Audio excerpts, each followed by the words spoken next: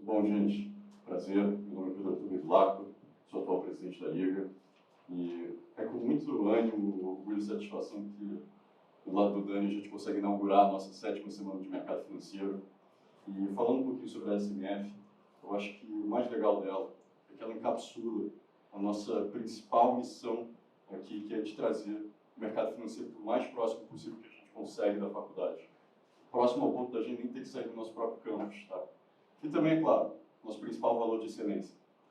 Hoje, como o Dani já falou, a gente começa com a Laura Guaraná, sócia de Private Equity da Crescera Capital. Muito obrigado por ter aceitado o convite, Laura. A gente ainda tem outros 11 painéis incríveis, com os quais a gente espera poder contar com a presença de vocês. Eu acho que o mais importante de comentar aqui é que sem a presença de vocês a gente não teria motivo para estar fazendo o que a gente está fazendo aqui. Tá? Essa é a verdadeira motivação para a gente passar todo o perrengue que a gente passa, todo o esforço que a gente tem durante as férias para tirar isso daqui do chão e colocar de pé. Tá certo? Galera, só para não me alongar aqui, em nome da Liga, nosso muitíssimo obrigado.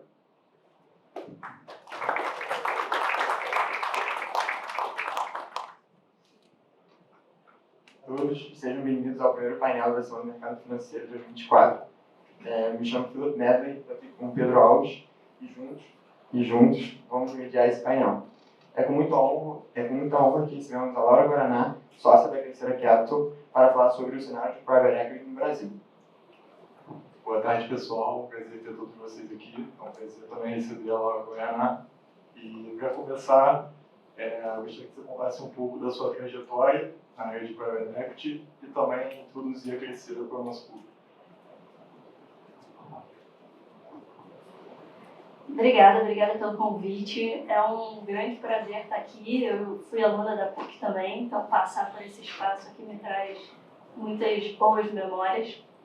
E vou contar um pouquinho aqui, mas assim, quero que seja o mais proveitoso possível para vocês. Fiquem à vontade para fazerem perguntas, não tem pergunta ruim, não tem pergunta errada. E, bom, a minha trajetória, eu estava estudando aqui na PUC e ainda não sabia exatamente o que fazer. E na minha época teve um boom assim, de pessoas indo para o mercado financeiro, né? E aí nisso eu comecei trabalhando no Banco BBM, lá eu entrei na área de crédito e dentro do banco eu comecei a entender um pouco mais o que cada área faz. Até que um certo momento eu pedi para ir para a área de asset, então eu cheguei a trabalhar em asset, mas foi assim, um período super curto. E nisso eu conheci algumas pessoas que estavam começando a montar a Crescera, que na época se chamava BR Investimentos. E eu achei bastante interessante o projeto porque eu tinha uma vontade de empreender também. Então isso juntava duas coisas, um mercado financeiro e ao mesmo tempo uma empresa que estava começando. E aí nisso eu resolvi me juntar ao grupo. Então eu estou na Crescera há 16 anos e até depois vou falar um pouquinho aqui por que eu estou há tanto tempo, por que eu gosto tanto da Crescera, né? Mas então dentro dessa trajetória a gente começou com um fundo focado em educação. A gente aprendeu muito nesse período, assim, a gente tentou fazer diversos investimentos ali e a gente foi vendo, conhecendo como são as empresas no Brasil, como são os empreendedores, né? E a quantidade de trabalho que tem para ser feito aí nisso. Então esse primeiro fundo a gente teve bastante sucesso, a gente conseguiu levantar um segundo fundo, um terceiro fundo de educação. Foi o nosso maior case de sucesso, que eu posso falar um pouquinho aqui também. E agora a gente está no nosso 5º fundo, né? Então essa foi a minha trajetória. E a Crescera, ela é uma casa pequena, são 40 pessoas. É um clima assim, maravilhoso, de muita harmonia, as pessoas se dão muito bem, se ajudam. E isso eu acho muito importante, porque se você tem um ambiente hostil que não te deixa ficar à vontade para fazer perguntas e trazer ideias, isso é muito ruim, Você fica com medo de dar uma ideia e a sua ideia ser ruim, as pessoas te olharem de uma maneira negativa, só que você precisa dar várias ideias ruins para sair uma boa. Então, esse ambiente é muito importante e a gente valoriza muito isso dentro da Crescera. Então, assim, é isso, a Crescera. Deixa eu ver se está funcionando. Alô? Ainda seguindo na sua trajetória, qual foi o principal motivo que fez você escolher a área de Private Equity? E também, assim, só para todo o pessoal entender como é que funciona essa parte do mercado, se você puder dar a diferença entre Public Equity e Private e também a diferença de Private para Venture Capital. Tá. Então, o Private Equity, eu cheguei a trabalhar então um pouco em assets, como eu falei para vocês, nada contra, acho super legal o trabalho e tudo, mas defendendo aqui o Private Equity, acho muito mais divertido. Porque a asset, eu não sei quanto vocês sabem, né, mas o dia a dia é você estudar as empresas que já estão abertas e que é um universo menor, né? Você aqui no Brasil tem algumas empresas abertas. Você tem uma limitação muito grande à quantidade de informação. As empresas têm que divulgar, têm que seguir todo um rito de divulgar ao mesmo tempo para o mercado, tem toda uma definição do que vai ser divulgado, o que não é divulgado. E quando você vai para o Private Equity, você vai olhar uma infinidade de coisas que você não consegue enxergar na asset, né? A asset, eu acho que ela também tem a parte legal que você tem contato com os empreendedores, com os empreendedores não, mas com a diretoria da empresa, né? Mas dentro do Private Equity você vai ver quais são os problemas reais ali dentro da empresa, você vai sugerir soluções, uma coisa que você não consegue muito dentro de uma asset, sabe? Então, isso até aproveitando, falando um pouco da Crescera, eu acho que por ser uma empresa pequena, a gente acaba tendo muita liberdade, todas as pessoas lá dentro, de dar soluções achar coisas positivas e novas estratégias para as empresas. Então, eu acho que o Private Equity você consegue ver a empresa como ela é. Dentro da asset você tem uma ideia, mas você não sabe o que se passa ali.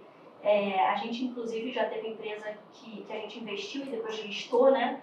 A mais recente listada foi a AFIA, que a gente listou na Nasdaq. A quantidade de informação que a gente soltava para o mercado, assim, não chegava nem de perto com o que a gente discutia ali no dia a dia, né?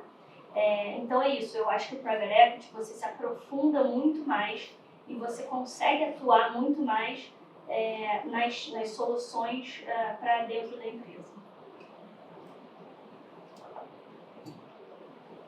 Então, entendemos que existem vários tipos de investimento em Private Equity. Também de Investment, Growth Capital, tem Private Equity, e sabemos que a Crescera é mais focada no Growth Capital. Você poderia explicar um pouco mais o que é esse Growth Capital e o porquê da Crescera ser especializada nele? A Crescera, hoje ela tem... A gente começou só com Private Equity, hoje em dia a gente tem Venture Capital, que ainda é uma área menor, mas vem crescendo ao longo do tempo, né? Eu diria que aqui no Brasil é muito growth o que você tem, né? A maioria do que os private equities conseguem fazer de fato. E isso é você buscar empresas que estão num determinado patamar ali de faturamento, de resultado, de lucro, de EBITDA, e levar elas para um novo patamar de governança, tá? Então, assim, a gente, olhando, por exemplo, como que a Crescera trabalha, tá? A gente busca empresas que não tenham começado há 2, 3 anos atrás, que o empreendedor já tenha passado por crise aqui nesse país, que ele já está mais amadurecido, a empresa já gera caixa, só que ela ainda é aquela empresa bagunçada do ponto de vista financeiro, bagunçada do ponto de vista estratégico, e aí a gente vai lá e consegue ajudar a organizar a casa, e aí cada empresa precisa de uma coisa. A gente já teve empresa que precisou estruturar uma equipe comercial, que no ano seguinte a empresa dobrou de tamanho, então ela realmente precisava muito daquilo. A área financeira é sempre a mesma coisa aqui no Brasil, é uma zona, as empresas são muito bagunçadas, e aí não estou falando isso de uma maneira negativa não, tá? O empreendedor, em geral, ele tá focado ali no negócio, em vender, em crescer, e acaba que a parte dos processos ficam meio largados mesmo, só que isso é muito importante para a governança, né? Então, essa parte toda a gente ajuda, mas o principal para agregar valor é sentar com a empresa e definir a estratégia, como que vai ser o posicionamento dela, onde que ela quer chegar, como a gente vai fazer isso. Então, esse é o trabalho assim, mais divertido e que a gente gosta mais de fazer ali para de fato fazer diferença na vida da empresa. Então é isso, assim, o que os private equity fazem é buscar empresas que estejam ali Aí cada fundo tem um estilo, tá? Tem um tamanho de empresa, tem um cheque, mas empresas que já tenham passado aí por vários anos, já tenham um faturamento alto, uma rentabilidade e estejam precisando mudar de patamar, abrir capital, ou se estruturarem de uma forma mais sólida dentro do mercado. Só voltando um pouco para a parte de private equity e venture capital, assim, as diferenças que você acha que tem, e assim, queria também com uma parte mais qualitativa assim, do profissional. Qual é a diferença do profissional de private equity e do venture capital? O venture capital e o private equity, a diferença é basicamente o estágio da empresa, tá? Então, o venture capital, ela pega uma empresa que muitas vezes é nova, ainda é pequena do ponto de vista de faturamento, né? E então, aquilo tudo que eu falei sobre uma empresa, um empreendedor que já passou por crises, que já é mais maduro e tudo mais, o venture capital pega a empresa lá no início, mais no início, né? E aí a ideia é, algumas empresas precisam passar por um venture capital para depois ter um private equity, outras vão direto para o private equity e outras têm só o VC, o venture capital, e depois não tem mais necessariamente o investimento. Aí depende muito do tipo da empresa, da necessidade de capital, da necessidade de ajuda na estruturação do negócio, né?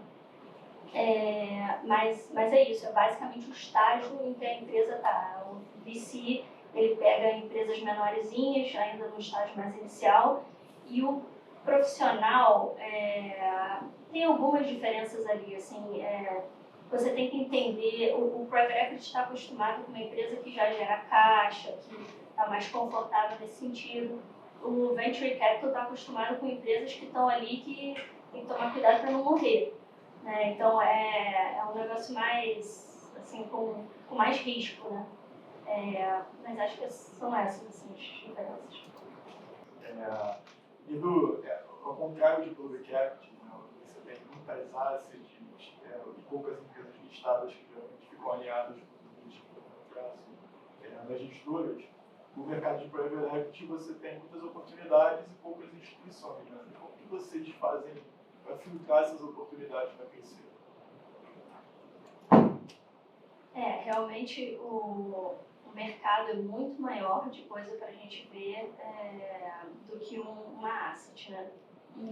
E aí, como que a gente faz lá dentro da Crescida? A gente primeiro estuda as teses. Então, dentro de um setor, por exemplo, de saúde, a gente vai entender como funciona o setor, quais são os subsegmentos dentro desse setor, onde a gente enxerga a oportunidade, e daí, nesses subsegmentos, é que a gente vai estudar quais empresas existem, como elas atuam, e então é dessa maneira que a gente vai fazendo um filtro para chegar nos ativos que a gente quer entrar em contato. Tá?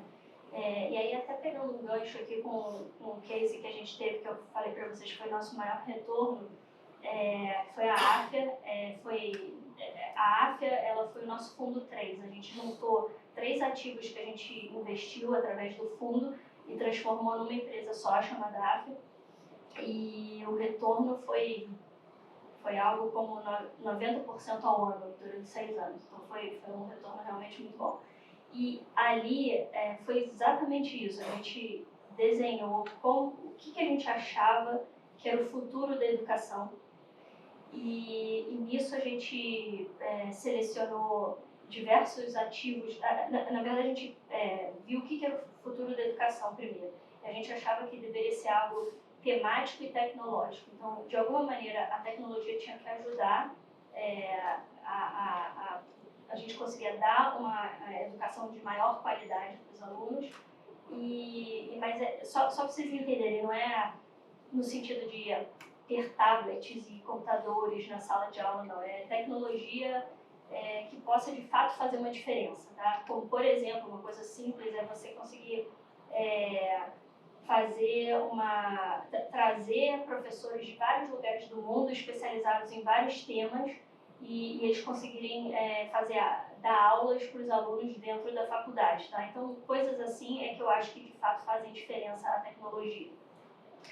A outra coisa é o aprendizado adaptativo, onde você tem uma plataforma que consegue entender como que o aluno aprende melhor, se é através de texto, se é através de vídeo, se é através de exercício, quais são os conteúdos que ele sabe fazer bem, e os conteúdos que ele ainda tem um gap ali, e aí ele vai montando uma trilha de aprendizado para o aluno. Isso foram coisas que a gente usou lá dentro. Mas dentro disso tudo, entendendo o setor de educação, a gente achou que fazia sentido ter uma empresa focada em educação médica no Brasil, que não tinha ninguém fazendo isso, sabe? E aí nisso a gente foi selecionar os ativos, e a gente fez uma lista de todos os ativos relacionados à educação para a saúde no Brasil. E a gente deve ter falado assim com, sei lá, 85%, 90% deles. Foi, assim, a gente bateu na porta de muita gente, e muitas foram assim um cold call total, sabe? Mandava e-mail, queremos conversar e tudo. E teve ativo ali que a gente comprou, a gente passou 4 anos conversando com o empreendedor para depois conseguir finalmente comprar. Mas então é isso, a seleção dos ativos, a gente primeiro pensa a tese, pensa o que a gente quer e entende esses subsegmentos dentro de... Subsegmentos que eu quero dizer assim, por exemplo, educação é um setor, né? Dentro de educação você tem educação básica, você tem educação superior, você tem uma educação livre, que são cursos livres. Então, dentro desses subsegmentos, você vê as teses que fazem sentido e aí você faz toda a listagem dos ativos que você acha no Brasil. Então, Alan, você me falou que a Crescera Capital é uma casa pequena. Como é que vocês fazem para atuar em diversos setores diferentes, que demandam diversos know-hows diferentes, tendo um time pequeno, né? Acaba dificultando bastante esse processo. A gente tem um sócio que entende de cada setor, que lidera esses estudos, tá? Então, assim, a gente tem, por exemplo, um sócio que foca muito em tecnologia, porque ele já tem muitos anos de estrada, e aí a gente tem, acho que a cada 2 semanas, uma reunião só para discutir sobre tecnologia. E lá é uma reunião bastante livre para as pessoas fazerem perguntas, darem ideias, falarem por que será que a gente não aprofunda nessa empresa?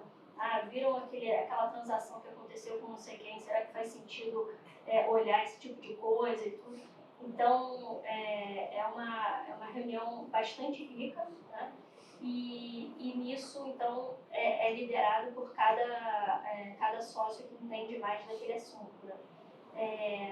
E eu acredito que o time tem um tamanho suficiente para os setores que a gente cobre ali. Basicamente educação, saúde, tecnologia, consumo e varejo.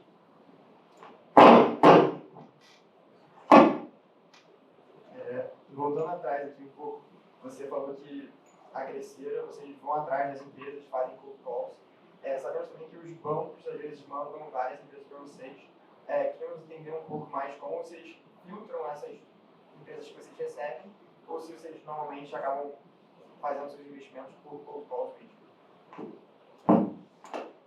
A gente recebe bastante coisa assim, de banco, de casas de M&A, e aí tem de tudo. Assim, tem casa de M&A que é muito boa, e tem casa de M&A que realmente só vem coisa ruim.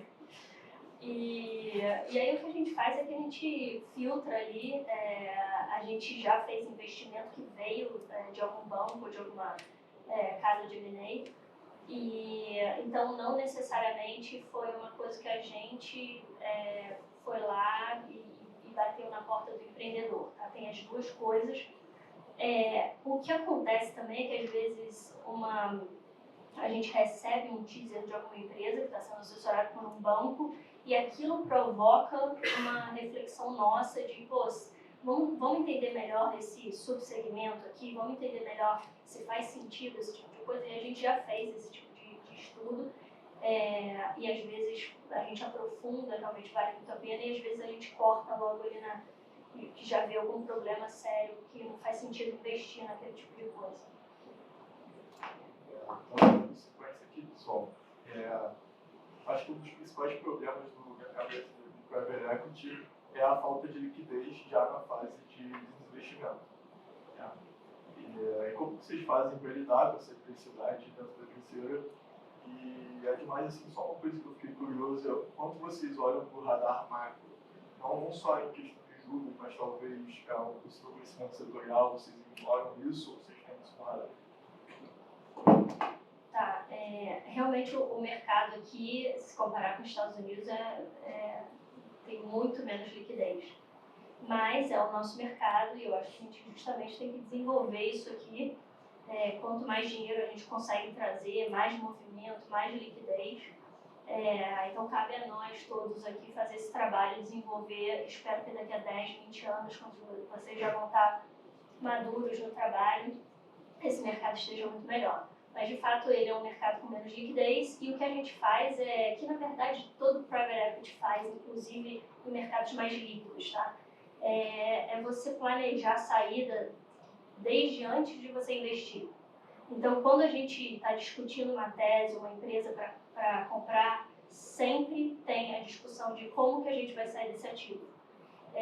E aí sempre vem a discussão, será que esse ativo tem tamanho suficiente para daqui a 5 anos fazer um IPO? Faz sentido fazer um IPO disso?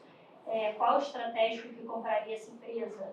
E aí a gente olha estratégico tanto aqui quanto lá fora, que isso também ajuda, né? Você não ter só empresas aqui no Brasil comprando. E é isso, então é muito mais planejamento. A gente já teve empresa que a gente não investiu porque a gente achava que não ia conseguir sair, sim. Então, a saída é bem importante você planejar e simular antes. E a saída ela nunca é mapeada logo antes de você sair, tá? Ela começa quando você investe no ativo. Você investe no ativo, você está sempre de olho no que tem de oportunidade. E um fundo, ele tem prazo. Então, ele tem que tomar muito cuidado. Se tiver uma oportunidade, isso é uma coisa até para quem aqui for trabalhar em private equity, presta bastante atenção nisso. Não perca oportunidades. Às vezes você tem uma saída que você acha que, mas eu queria que pagassem mais, não sei o que. Toma cuidado, porque às vezes o mercado fecha, você não consegue mais vender aquele ativo. E isso pode comprometer toda a sua rentabilidade do fundo, ou daquele investimento. Né? Então, você tem que sempre estar de olho e tomar cuidado com isso. Você já mencionou também que fizeram recentemente um processo de desinvestimento por IPO. Eu queria saber se tem um meio de desinvestimento que vocês preferem, que vocês acabam fazendo mais. Sei que a gente entende que depende de empresa para empresa, mas a gente queria saber se tem um meio de desinvestimento que vocês preferem mais assim. Olha, a gente prefere o que paga mais.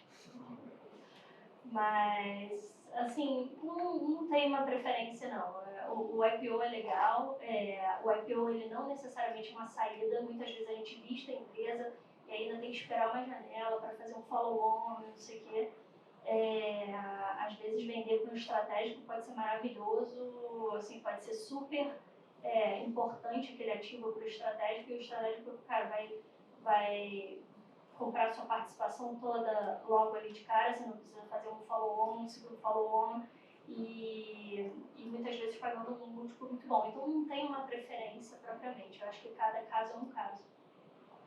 E após vocês investirem na empresa e se tornarem sócios, seja majoritário ou minoritário, como vocês fazem para arcar com as divergências com a governança da empresa e se tem algum mecanismo que vocês usam nos contratos para ter mais poder sobre a decisão das empresas, da tomada de decisão. A Crescer, ela realmente tem uma postura de um perfil, né, de procurar mais participação minoritária nos ativos. Tem outros private equities que preferem controle, até às vezes as pessoas da própria gestora assumem cargos executivos, né? No minoritário, você tem o tipo de governança que a gente tem é bastante forte, tá? A gente tem veto em várias coisas. Então, assim, por exemplo, se a empresa quiser fazer um M&A ou fazer algum tipo de investimento que passe de X milhões, a gente tem veto. E a gente tem assento no conselho, a gente tem escolha às vezes do CFO, às vezes do CEO em conjunto. Então, a gente acaba tendo uma posição minoritária, mas com bastante poder, tá?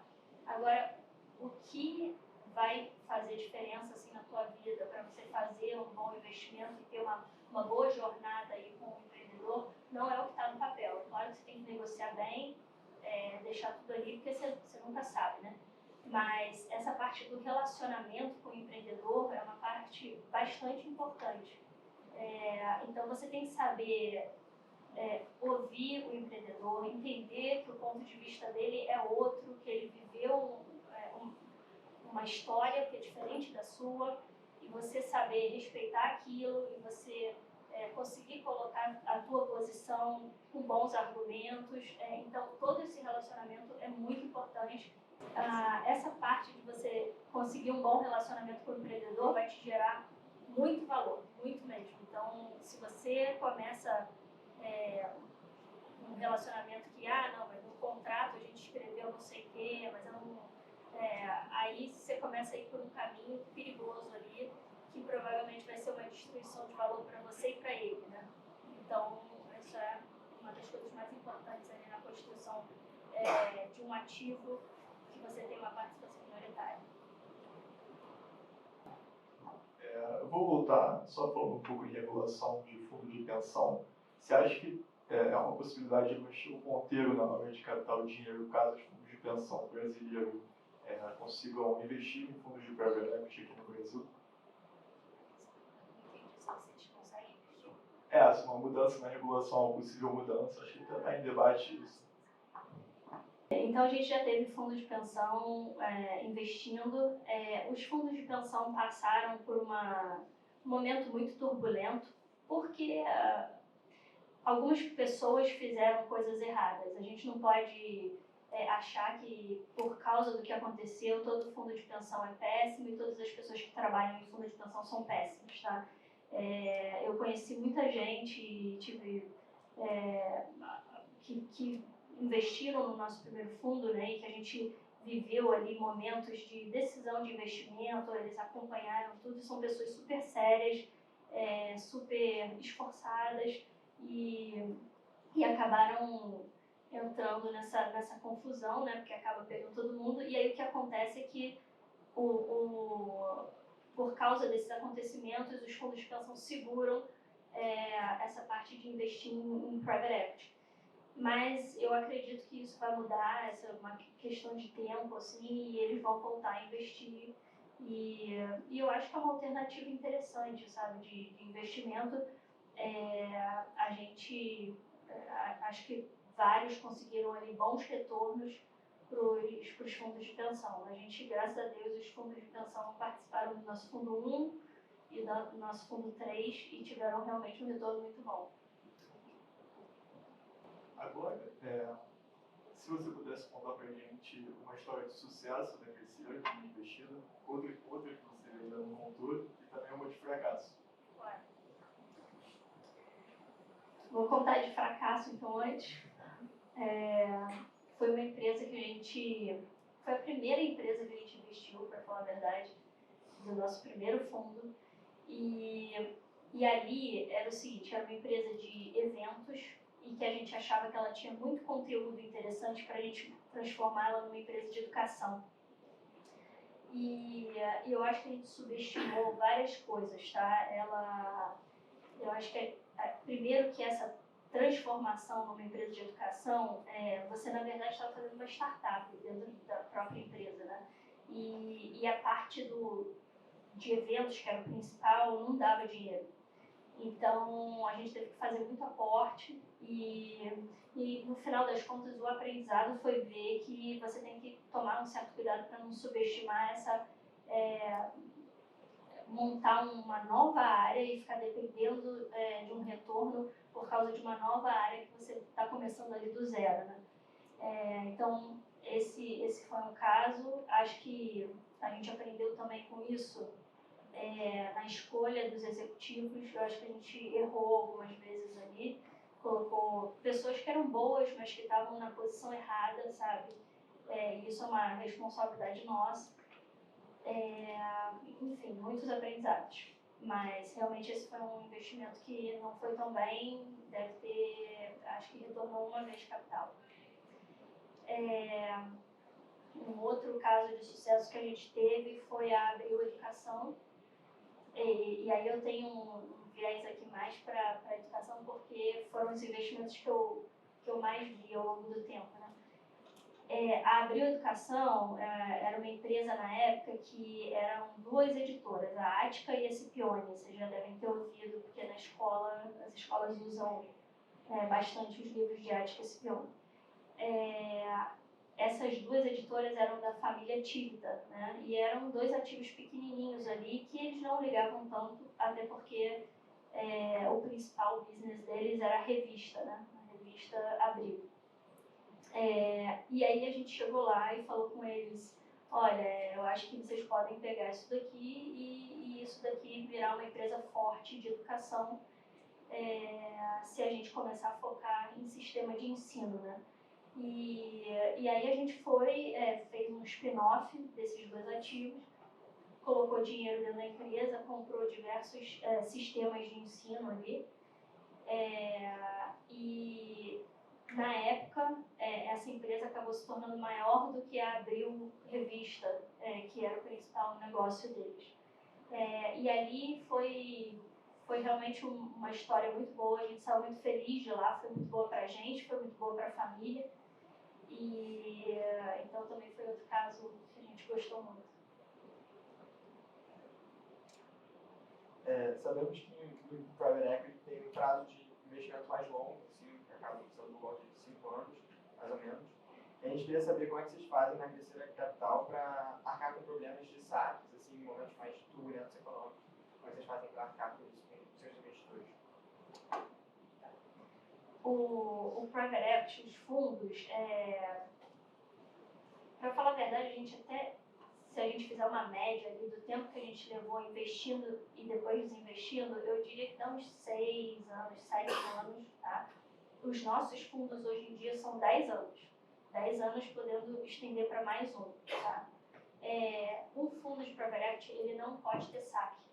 Então, isso é uma coisa que, de certa maneira, facilita nesses momentos, porque por mais que o cliente esteja insatisfeito porque o mercado está ruim, etc., ele não pode tirar o dinheiro, e isso é por causa da dinâmica do Private Equity, né? Eu não tenho como vender uma empresa e devolver o dinheiro para os investidores.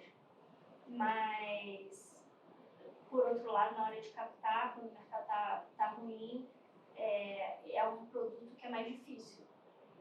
Justamente por causa disso. Porque o cara vai comprometer o dinheiro ali por 10 anos, ou 7, ou 6, mas é bastante tempo de qualquer maneira. E estamos chegando no final do painel. E gostaríamos de saber se você tem algum conselho para alguma pessoa que está querendo entrar na área de Private Equity no futuro e algumas características que as pessoas que trabalham nessa área precisam ter, que você acha essencial elas terem para exercer essa profissão. A parte de conhecimento, tá? Eu acho que é muito, assim, muito simples para vocês que estão fazendo economia, engenharia e tudo. Então, assim, você tem que estudar um pouco de valuation, que, aliás, é até bom você ler e depois você monta a planilha do zero, tá? Para vocês ganharem experiência. vão ler, enfim, alguns livros sobre investimento e tudo, mas isso é bastante simples, básico e vocês vão pegar muito rápido, tá? O que é o principal ali é a parte que eu falei de relacionamento, tá? Que eu até já falei numa outra palestra aqui, mas porque é muito importante. Se você souber se relacionar bem, isso vai te ajudar a conseguir bons empreendedores. O empreendedor, ele monta aquela empresa e você está ali tentando comprar uma participação de um negócio que é o filho dele.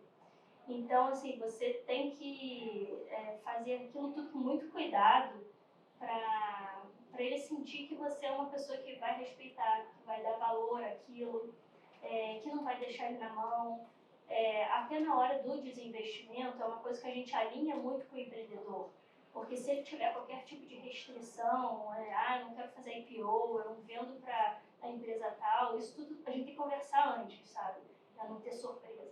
Então, eu acho que e toda essa parte de bom relacionamento, de saber lidar com as pessoas, é uma coisa que você pode aprender. Se você acha que você não é tão bom com isso, acredite que você pode aprender. Eu acho que essa é uma parte que você deve se preocupar, porque você vai ver como isso vai te trazer frutos no futuro. Como tem empresas que a gente conversa e que a gente conseguiu investir e que elas não deixaram certos private entrarem por causa do perfil, né? E o empreendedor viu, olha, vocês entendem de educação, vocês compram uma participação minoritária, vocês respeitam o caminho que a gente quer seguir e tudo mais, então isso fez diferença para certos ativos que a gente queria comprar e um monte de gente queria comprar e ninguém conseguia, né? Então, acho que essa é a minha dica. Assim. Eu tenho mais uma pergunta aqui. Como que é fazer o Private Equity no Brasil, né, um faroeste, tanto faroeste fiscal, como de, não sei, não diria gambiarra, né, mas assim, as coisas que a gente pode ver nas empresas brasileiras às vezes são surpreendentes. E também empresas familiares, né? Como que é essa dinâmica aqui no Brasil, como se ela difere dos Estados Unidos ou da Europa? Tá. Bom, essa parte da confusão aqui no Brasil é isso mesmo, é difícil.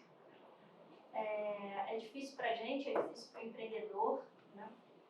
E o que você pode ver assim, de lado positivo é que o empreendedor que chegou num certo patamar ali de faturamento é um guerreiro, porque é difícil realmente aqui no Brasil. Mas o que acontece é o seguinte, o que a gente faz é se organizar sempre, se organizar, que eu digo no sentido tributário e tudo mais, né? E com esse planejamento isso já ajuda bastante. Agora tem certos riscos que a gente corre mesmo, tá? Então, por exemplo, tem um investimento agora que a gente está caminhando bem para fazer e tem uma mudança de alíquota importante que provavelmente vai impactar bem a empresa e a gente está vendo como que a gente vai lidar com essa situação. Mas realmente a gente tem esses riscos aqui no Brasil que eu acho que são um pouquinho diferentes de outros países. E em relação à organização da empresa, assim, eu não posso dizer, porque eu não conheço a fundo outros países, tá? E como são os empreendedores lá. Mas o pouco que eu conheço das empresas americanas, elas também são bagunçadas.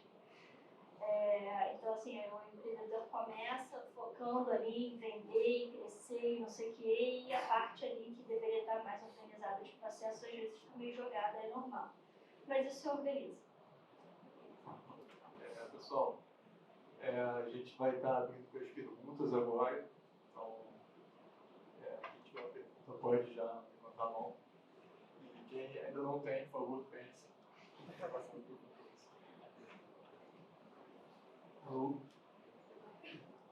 A minha pergunta é um pouco sobre, não a parte do investimento em si, mas a parte de lidar com o passivo do fundo.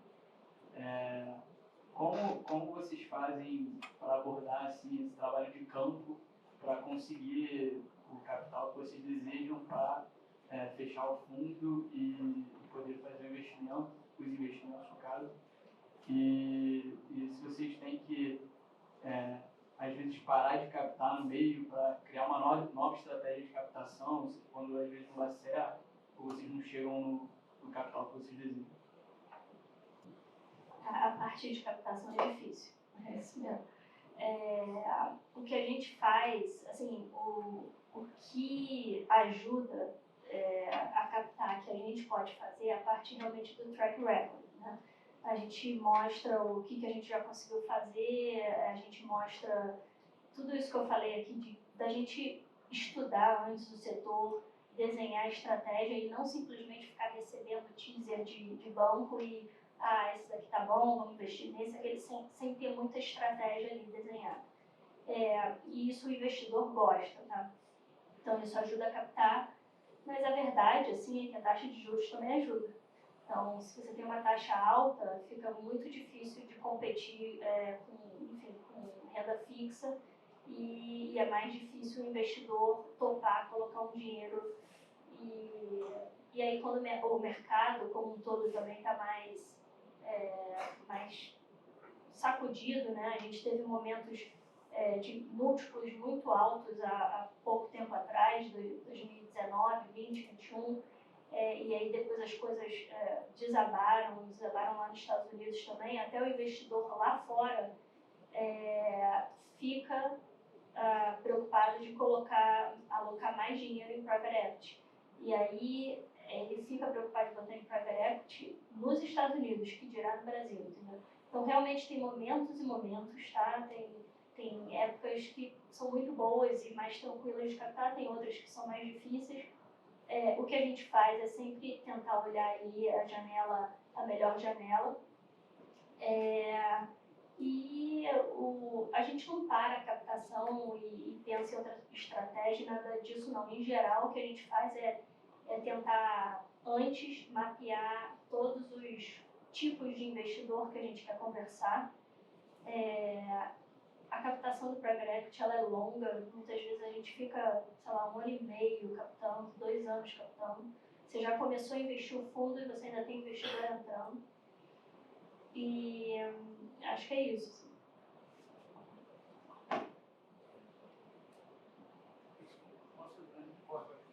Obrigado. Só para aproveitar o gancho, obrigado pela resposta.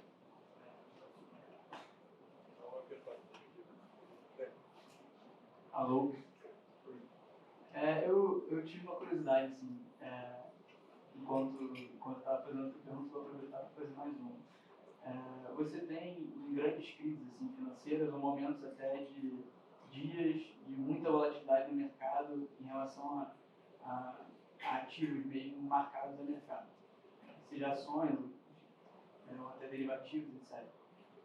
Eu queria saber como foi na Crescera em momentos de crise assim, absolutas, e porque o private equity tende a ser um ambiente mais calmo, que vocês têm mais tempo para pensar e para tomar decisões, e já que os ativos não são marcados a mercado, como foi o ambiente nas grandes crises? Esse negócio de marcar mercado, assim, no private equity, só para explicar um pouquinho como que acontece, a gente marca também a nossa carteira, só que ela é muito mais tranquila de marcar, porque a gente marca uma vez por ano, né? E aí a gente faz uma avaliação com um terceiro, que também é um negócio que, assim, às vezes o analista que vai fazer vai ser um pouco mais rígido, ou vai ser um pouco mais, sei lá, agressivo na projeção e tudo, mas dá uma ideia de como está o ativo ali na carteira, né? E aí, assim, quando a gente tem esses momentos de crise, eles, nesse sentido, não afetam propriamente a gente, tá? O que tem é mais uma pressão dos investidores, falando assim, vocês estão marcando corretamente na carteira, sei lá, por exemplo, o setor de saúde, está todo mundo sofrendo e vocês estão marcados a, sei lá, 3 vezes, como o ativo estivesse valendo 3 vezes o que vocês investiram. É isso mesmo? Vocês não estão sendo muito agressivos, eu não quero ter uma surpresa. Então tem isso, tá? Essa cobrança. Mas ele não afeta propriamente porque você não está vendendo ali, né, aquele valor.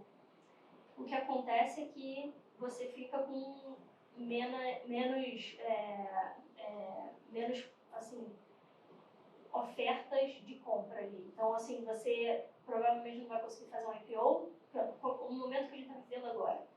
Você não consegue fazer um IPO, os compradores são poucos, estão pagando um múltiplo mais baixo.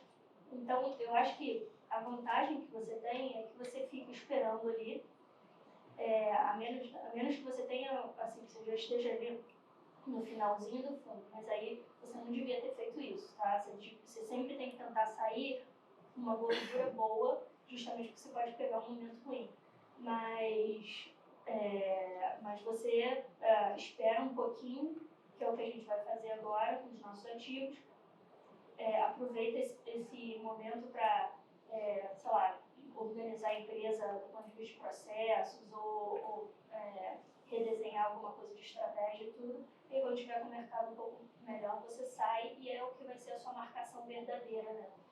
A sua saída.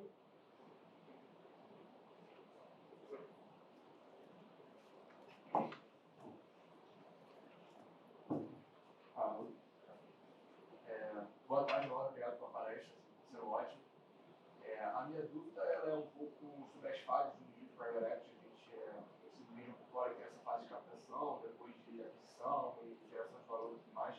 Eu queria entender um pouco na Crescera se vocês dividem as pessoas para essas fases, se você acha que isso é necessário ou não, porque eu já vi que tem casos que dividem e casos que não. Eu queria entender um pouco se tem alguma pessoa tem alguns requisitos, ou talvez o pessoal do direito é melhor para uma área, ou as economias se encaixam mais em outras. Qual é o seu nome? Pedro. Pedro, lá na Crescer a gente não divide, tá? O que a gente faz é que o deal team, que começa a originar, vai até o final.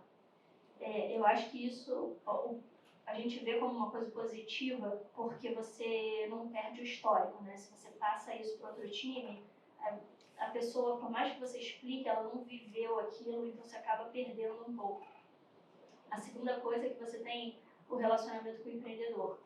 Então é bom você cria um vínculo, sabe? E aí você mudar o time depois, às vezes é ruim. E para as pessoas que trabalham lá, para os analistas, eu acho legal isso, porque você não aprende só um pedaço, você aprende do início ao fim. Então, acho que isso é uma vantagem também para as pessoas que trabalham lá. Mas então a gente faz assim, a gente vai do início ao fim com o mesmo time. Alguém tem mais alguma pergunta? Boa tarde, Laura.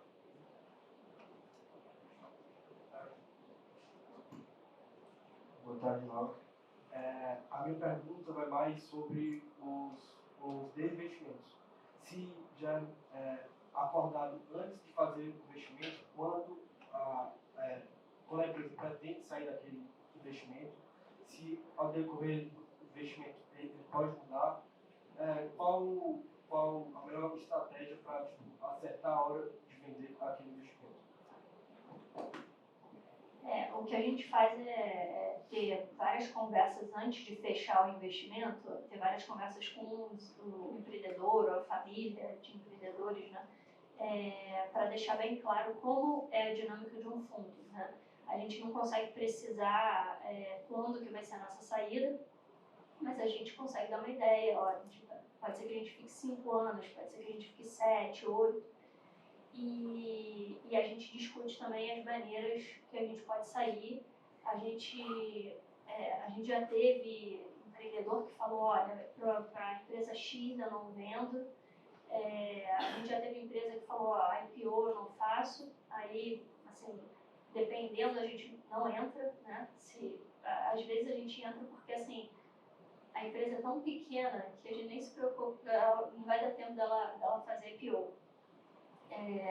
Então, assim, a gente conversa bastante antes para ver qual é a vontade do empreendedor, até porque, assim, às vezes o empreendedor o importante para ele é continuar com o controle da empresa. Aí ele tem que tomar cuidado com outras diluições futuras, né? Às vezes o empreendedor fala, olha, eu quero ficar mais 5 anos aqui e depois eu quero sair junto com vocês. Então isso tudo muda, né? E aí o importante é você ter essas conversas antes e ao longo do tempo você sempre ir conversando. Então se aparecer algum comprador querendo conversar, mesmo que seja, sei lá, 2 anos depois que você entrou, é bom você, desde o início da conversa, chamar o empreendedor junto para vocês fazerem aquilo, evoluírem naquilo juntos, né? E você não evoluir e depois descobrir que o cara quer outra coisa, sabe? Ou a pessoa quer outra coisa. Então, é isso. Já tem um certo planejamento, mas é muito difícil prever e vai mudando ao longo do tempo, sim. Alguém tem mais alguma pergunta? Laura, primeiramente, obrigado pela sua didática e explicar alguns conceitos bem difíceis de uma forma fácil. Parabéns. Eu tenho uma pergunta um pouco mais específica sobre o setor de saúde. Não sei se for ter dividido lá com o pessoal, não sei como você está inteirado nisso, mas muito bastante. Não é mais educação. Depois pode tentar. Então, vou mudar a pergunta. Não, pode tentar. Não, vou mudar. Eu quero saber o quanto vocês, porque assim, tem 2 tipos de casa, mais ou menos. Vocês falam que faz muitas teses e tal, assim como o Pátria também faz muitas teses. E tem mais o tipo bottom-up, né? Tem esses 2 tipos de investimento. Como você enxerga isso? Qual é a sua preferência? E se você enxerga que em tese de consolidação tem muita perda de sinergia ali entre os M&As e principalmente aqui no Brasil, né? Claro, nos Estados Unidos tem uma sinergia maior. Tá. Em relação a M&A, eu acho que depende muito de que M&A que você está fazendo, tá? Então, assim, eu já vi M&A assim, no mercado, tá? Eu já vi tese de M&A que foi só tipo, para empilhar ativo, não tinha sinergia e o negócio não funcionou direito, tá? Tem tese de M&A que assim, faz todo sentido. Às vezes é um produto complementar, às vezes, um exemplo de um ativo que a gente viu.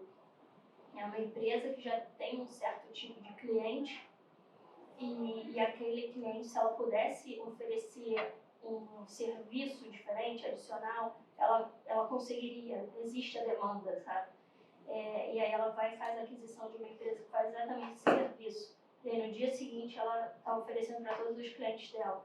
Então isso é um M&A que faz sentido. Um outro M&A que eu vi fazer muito sentido é o que a gente fez em escola de medicina. A medicina, ela no Brasil, ela tem uma regulação muito forte. Você não pode sair abrindo vaga e a gente queria ter uma quantidade maior de alunos. Então, para isso, a gente precisava comprar. E aí a gente comprou várias faculdades e isso fez bastante sentido, porque quando você já tem uma massa crítica ali, você consegue, com aquilo, começar a padronizar certas coisas dentro da empresa, você consegue, o modelo que a gente tinha, que funcionava bem para uma faculdade, a gente conseguia transferir muita coisa para outra faculdade, e isso fazia, assim, no dia seguinte, fazia uma diferença enorme, porque a gente comprava faculdades, muitas vezes, que era Tocantins. Então, assim, a qualidade que você tinha ali para uma empresa do Sudeste, sabe? Então, muita coisa a gente conseguia fazer ali imediatamente, já melhorar a qualidade do ensino e até do próprio funcionamento da empresa lá como um todo. E eu não sei se eu respondi a tua pergunta, né? Obrigado. Alguém quer perguntar alguma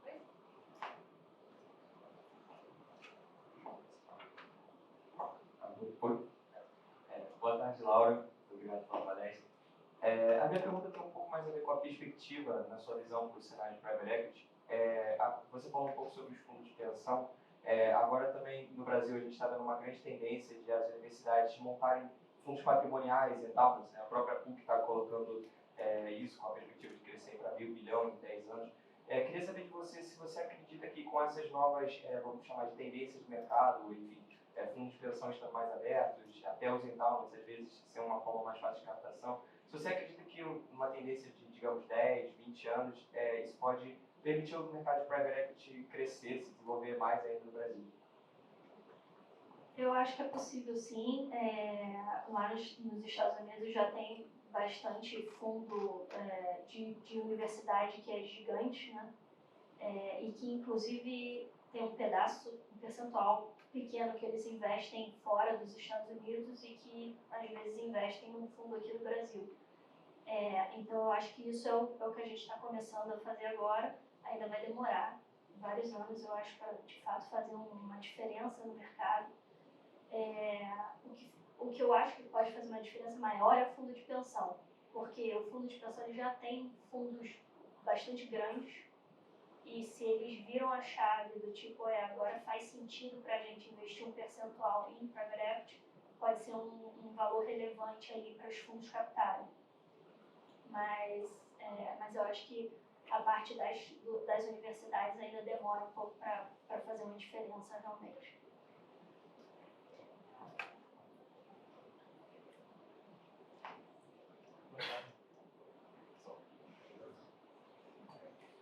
Boa tarde, Laura. Tudo bem?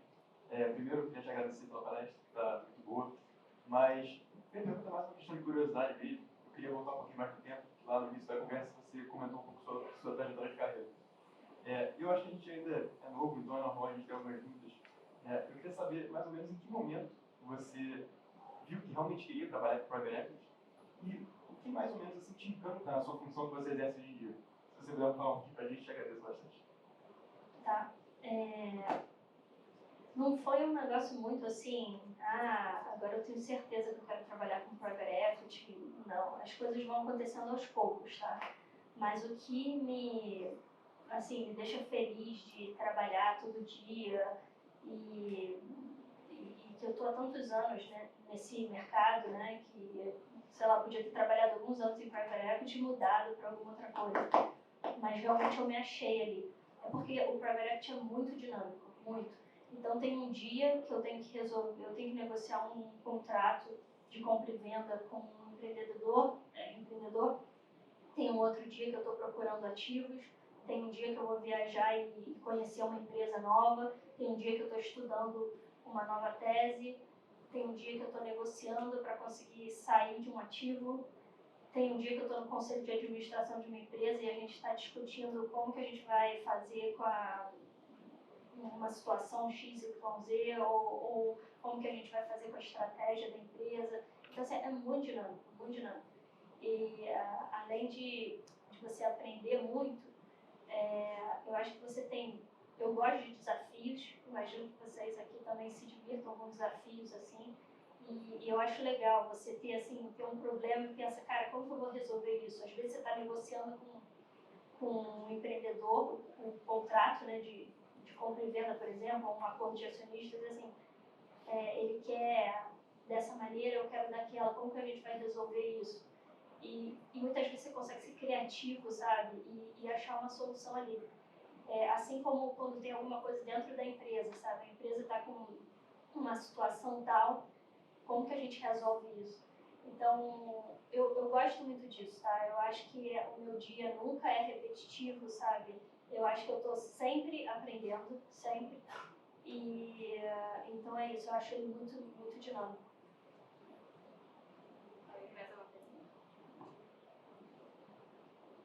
Eu acho que vou...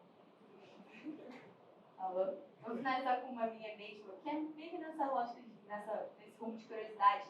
Pra gente que tem interesse em private equity, qual é o livro que você acha que a gente não pode deixar de ler?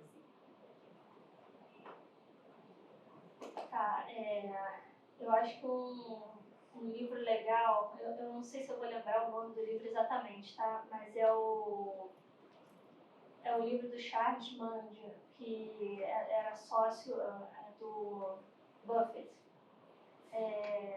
Por Charles Almanac, eu acho que é isso o nome. É um livro bem legal, assim, é antigo, mas é bem legal. Tem muitos ensinamentos, assim. Pessoal, já que ninguém tem mais nenhuma pergunta, a gente vai finalizar por aqui. Então, agradecer a Laura novamente por essa palestra incrível. Vou passar já para o fio, mas eu gostaria de lembrar vocês que a inscrição para as nossas próximas palestras estão ali na esquerda do QR Code. As inscrições para o processo seletivo estão também na direita. E acho que é isso, pessoal. Muito obrigado por terem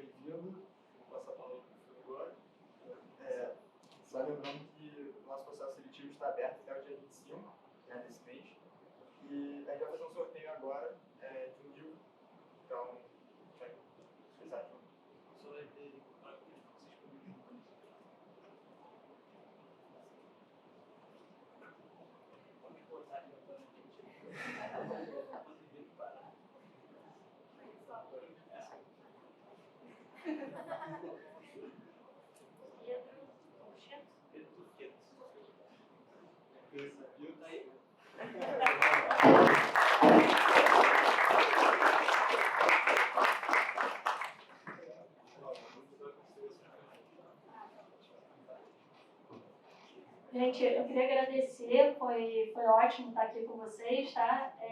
A quem também se interessar mais pela Crescera, vocês podem entrar em contato com a gente, entender mais como que a gente trabalha. E eu estou muito feliz de estar aqui, andar um pouquinho aqui dentro da PUC de novo. Obrigada.